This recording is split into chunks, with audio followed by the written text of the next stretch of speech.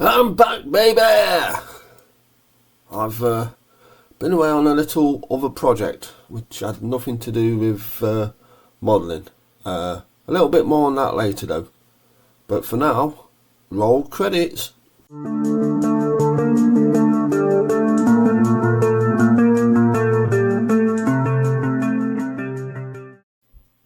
So as you can see, the project I've been on for the last couple of weeks with my little apprentice is redecorating a bedroom, and all the furniture, apart from the stuff that we're changing, is in the model room where I'm sat right now. So it made it pretty tricky to get into this room and do anything. Here's my other little apprentice.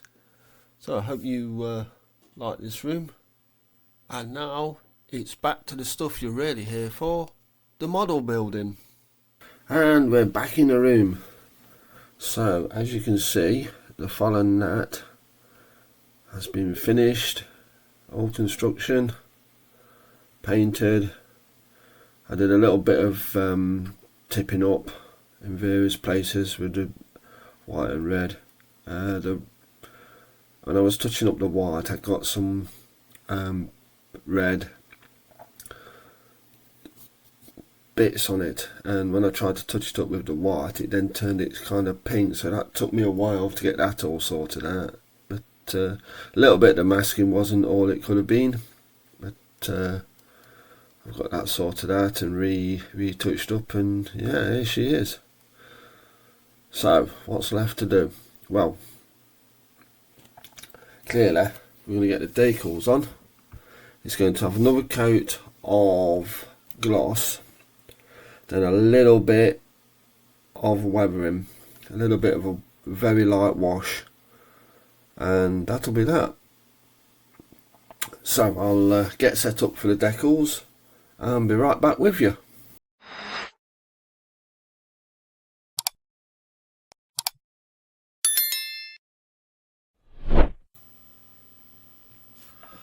Alrighty, so I've got my kit for putting decals on just about ready. I have of course got, let's just set the camera range, there's the box, show me the decal placement. So what have I got here? Right, obviously a little Pringles top, some water in, nice sharp pair of scissors, cutting the decals out themselves. These tweezers can help me picking stuff up, and a little brush. It was a makeup brush originally, and now it's a decal brush, and it helps with, it's very soft, and I find it a really good way of putting decals on and flattening them out without. I see people using cotton buds or cloths, and to me that can be a little bit prone to, you know, as you're dabbing, moving stuff, or even ripping them, especially if they're a little bit on the shonky side.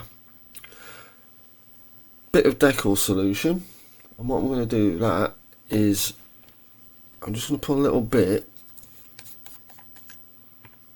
into this bottle top, which is clean of course, just a few drops, that's it, that's all we need. Lid goes back on, and that goes back to where it lives, because those types of bottles are notoriously easy to knock over. I do, as one of those, I do have the old favourites, micro set. I'm very low on micro set, and that's kind of a little bit of a funny colour. I don't know if you can quite see that. So I did get a bit more of the ultimate solution at Telford last year. I've also got this stuff.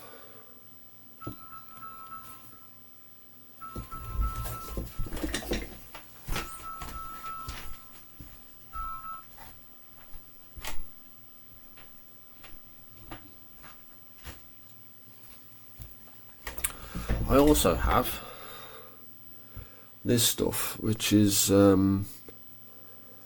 very strong apparently. I've used it now and again. You do have to shake it, and also it comes in two two sorts, and as you can see it's not the cheapest of products, so I use it quite sparingly.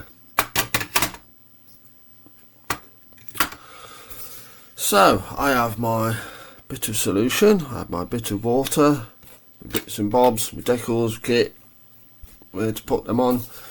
One more thing I have been told is that adding a drop of detergent into your water helps. I think it takes out the surface tension, and this stuff's really old, you'd probably tell that by the bottle. Or maybe it just cleans the decals as you put them on. I don't know.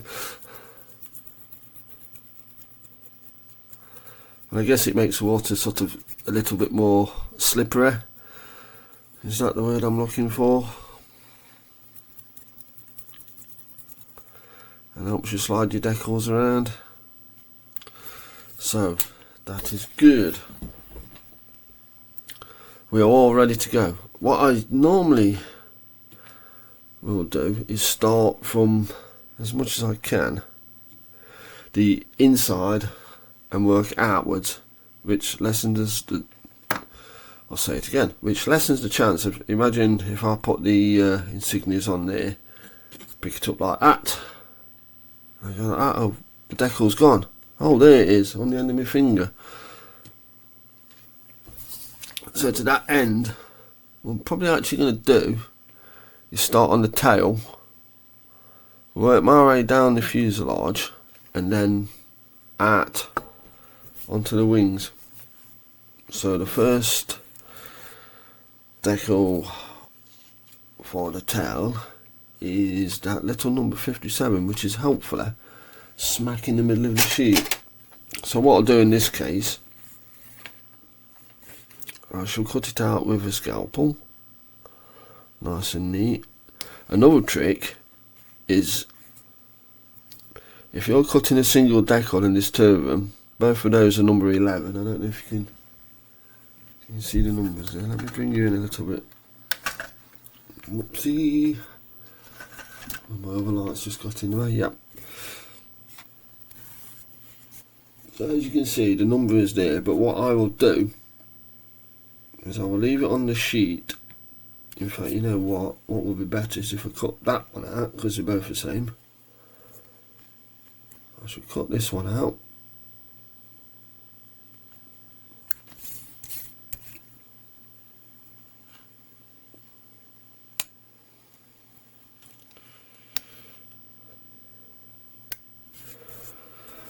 Oh boy.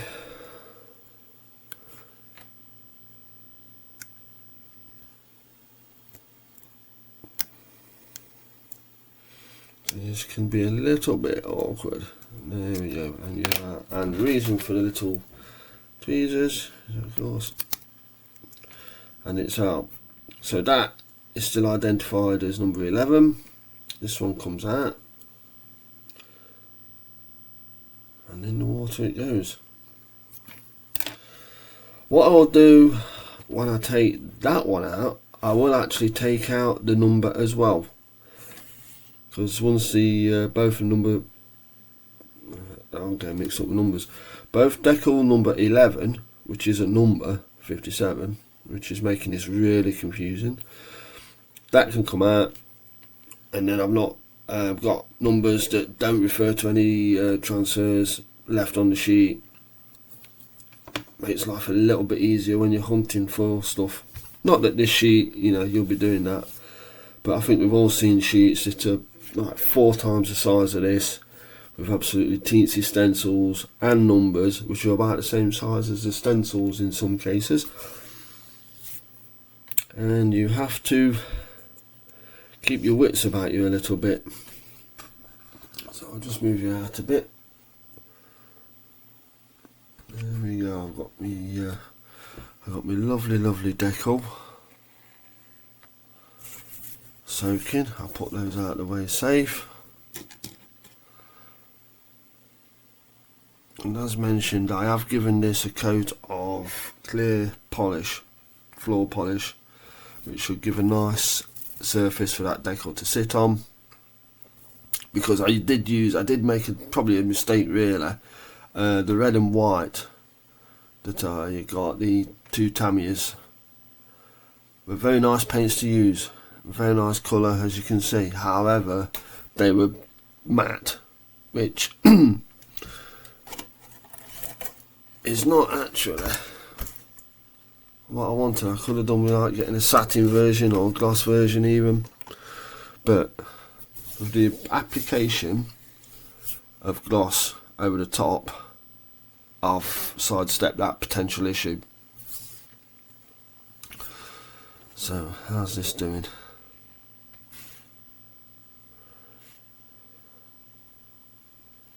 Gotcha. Give it a little, yeah, it's completely free. So what I'll do there is I've got it in the tweezers, and I'll just completely dip it into the decal solution. Give it a little wipe. Just check the positioning, get it as close as I can. And these are cartographing them, you see it won't kind of let go of the brush, won't let go of the tweezers even. There, and that's where, let me get you in a lot closer, this is quite small.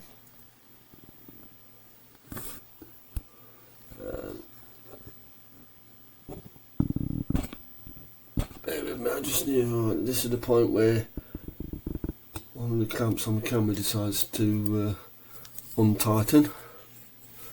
So there we are. I'm going to try and do what I would normally be doing as well. I would be holding the aircraft model kit as I'm doing this. So the very bottom of the 5 on the plan I'm looking at should be roughly level with that. However, that part of the 7 should be almost on the edge of the tail fin there, which is about where it is. Oops. And this is where my OCD really comes into its own. Yeah.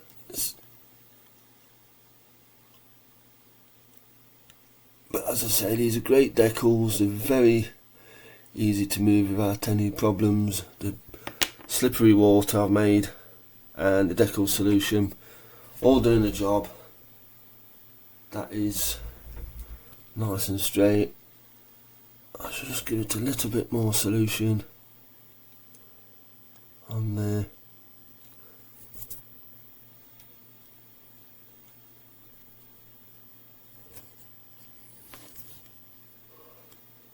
I put the brush in my mouth, because obviously I'm going to try to speak in, and having a brush in your mouth is really an easy way to do that.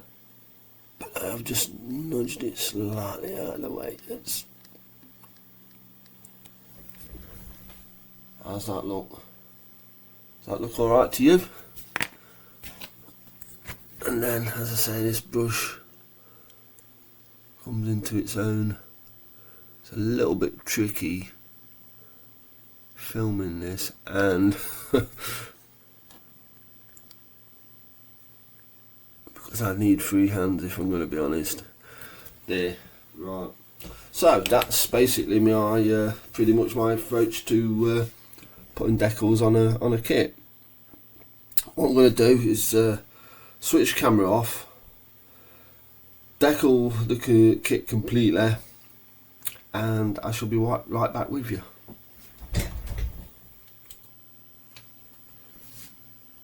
And we are completely decaled, transferred. The only part left of the sheet is this little name. Went on very easy, as I was certain they are cartograph. The only thing that was a bit of a awkward is these stripes here with the writing. They are like 4 separate transfers. They're too long, each of them, to go from there to where they go on the pictures. I don't know if you probably can't see that, but yeah. So I've had to kind of push them together, which was an absolute ball ache, and get them straight, another absolute ball ache. And yeah, anyway, if you do build one of these kits in this scheme, what I would actually suggest is put the first 2 on, let them completely dry and set, and then put the other one on, because I had both of them on, trying to get them all lined up, and I was getting one lined up, and while doing that I'm kind of messing up the other one, and there we go. But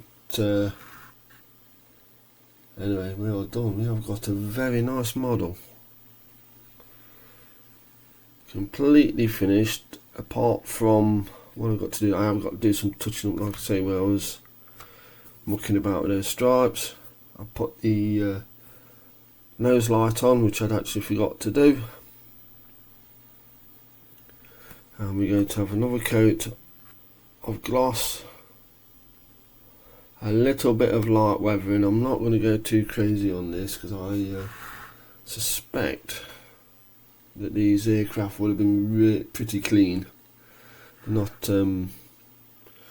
beat up fighting examples. Got something on there that's a bit of a mess. Look at this. It's only been finished 5 minutes.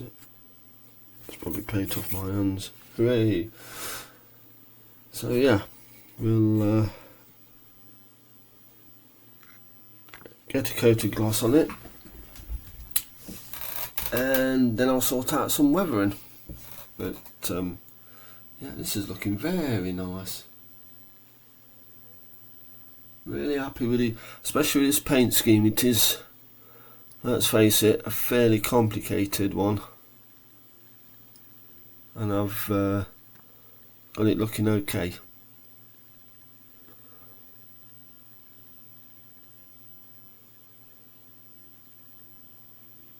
And we'll stop there and we'll get this gloss on.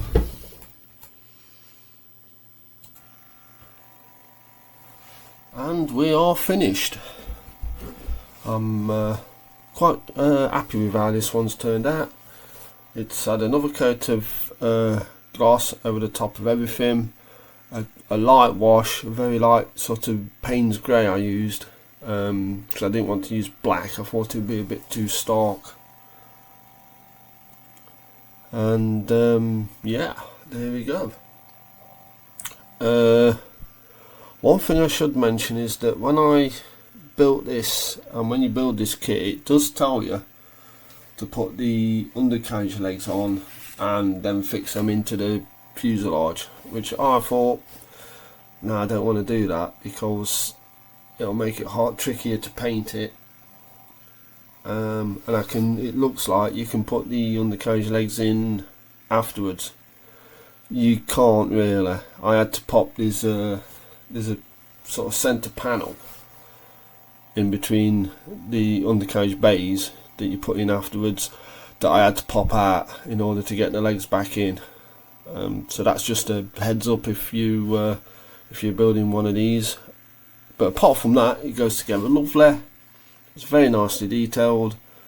It's quite a striking kit now with its red and white colour scheme, and it's easy to build, and it joins my gnat family. And then there are two. It's the yellow one is the same kit in a different colour scheme. I think these are both Lidl ones. The Lidl starter sets, which are always nice. And just as a comparison, I do actually have an old tool gnat that I shall make appear on the turntable.